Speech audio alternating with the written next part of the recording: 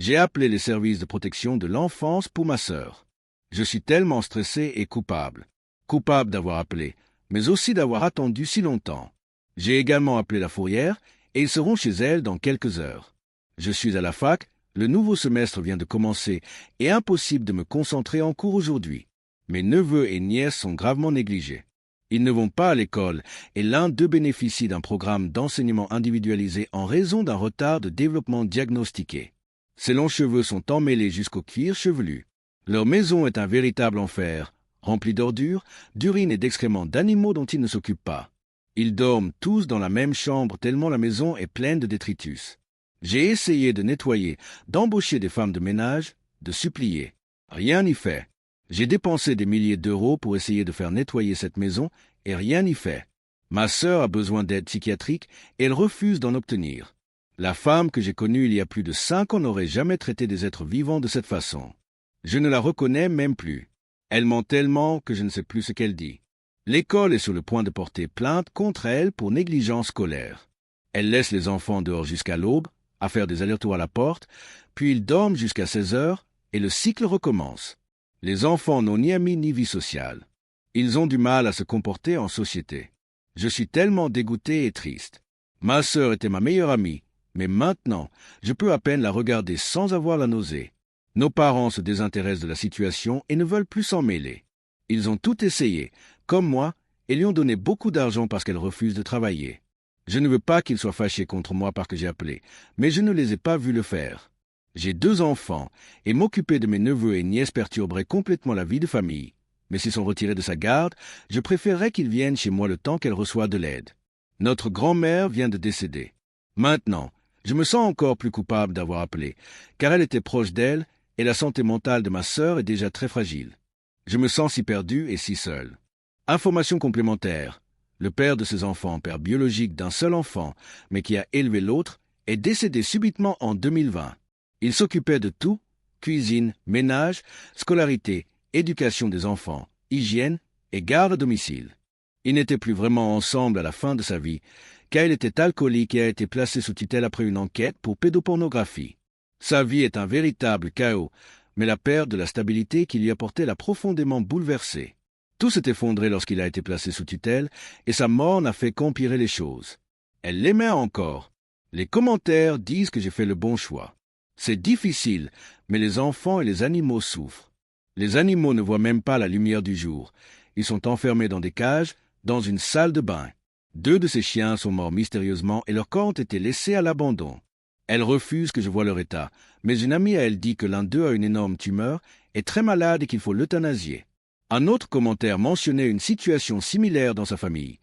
Plus de 30 chiens et des neveux et nièces enfermés dans leur chambre la majeure partie de la journée, déscolarisés et privés de leur programme d'enseignement individualisé. Leur sœur était devenue dépendante et n'était plus la même personne. On m'a dit qu'il n'y avait pas de honte à ce que j'avais fait. Ces enfants ont besoin d'une chance de réussir, et l'environnement qu'elle leur offre ne leur en donne pas. Ma sœur avait 4 chiens et 2 chats, mais ils meurent mystérieusement depuis des mois. Il lui reste maintenant 2 chiens et un chat.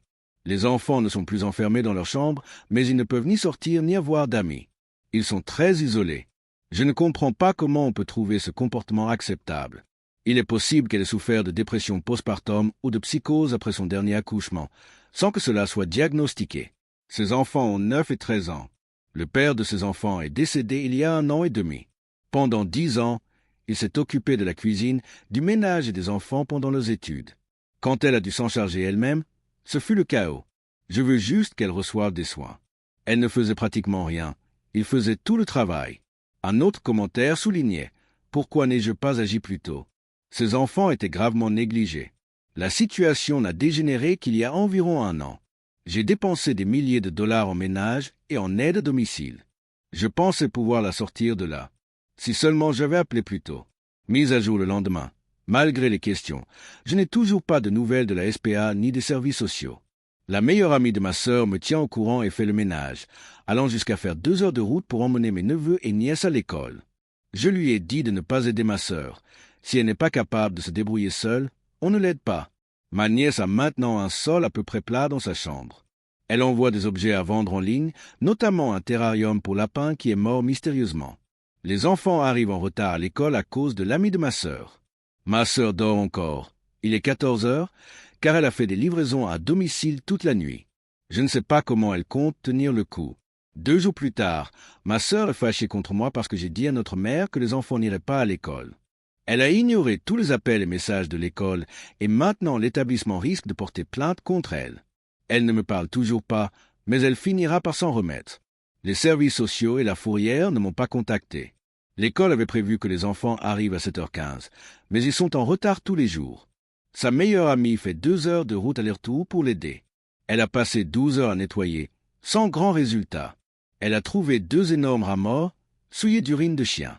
Je suis dégoûté. Ma sœur dit que les enfants ne partiront nulle part et qu'elle doit arrêter de chambouler ma maison pour eux. Elle ne fait rien pour améliorer la vie de ses enfants. Je les veux tellement ici. Un internaute a demandé où était le père des enfants. L'homme qui a élevé mes neveux et nièces a été placé en famille d'accueil suite à des accusations de pédopornographie, puis il est décédé. Le père biologique de l'aîné ne l'a pas vu depuis 11 ou 12 ans et s'en fiche. J'ai de nouveau contacté les services de protection de l'enfance en envoyant des photos des chambres. Un pistolet à air comprimé, un réfrigérateur moisi, un four en service, de l'urine et des excréments partout, et des rats morts. Je veux qu'ils interviennent rapidement. Je suis étudiante en soins infirmiers, je travaille et j'ai 2 enfants. Je voudrais que mes neveux et nièces viennent avec moi, mais j'ai peur que ma sœur ne bouleverse ma vie ou qu'on demande une ordonnance restrictive. Si les enfants viennent avec moi, je pourrai m'en occuper, mais cela chamboulera tout. C'est épuisant. Je suis en colère, triste et dégoûté par tous les adultes qui les ont abandonnés. Janice a tout gâché en bloquant ma sœur après avoir aidé. Je lui ai dit d'arrêter de la sortir d'affaires. J'ai contacté les services sociaux. Ma sœur est manipulatrice. La maison est toujours dans un état lamentable. Elle refuse tout traitement. Seul mon père, mon conjoint et son amie Caroline savent que j'ai contacté les services de protection de l'enfance. Caroline est assistante sociale et m'aide.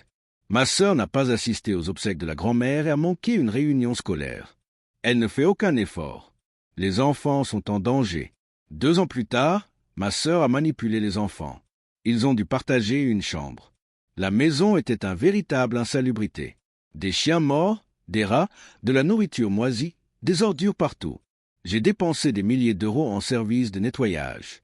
Elle était assise à vapoter, le nez collé à son téléphone. Son petit ami était décédé, son excuse pour ne pas s'occuper des enfants. J'ai appelé l'école, la police et la SPA. Les services de protection de l'enfance n'ont rien fait. Ils ont déclaré que les enfants n'étaient pas en danger immédiat. Janice a nettoyé certaines pièces avant l'arrivée de l'assistante sociale. Ma sœur a un nouveau petit ami, un toxicomane de 22 ans avec un passé violent.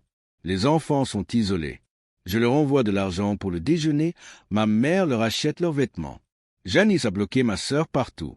Les services de protection de l'enfance ont été de nouveau contactés. L'hôpital a été informé.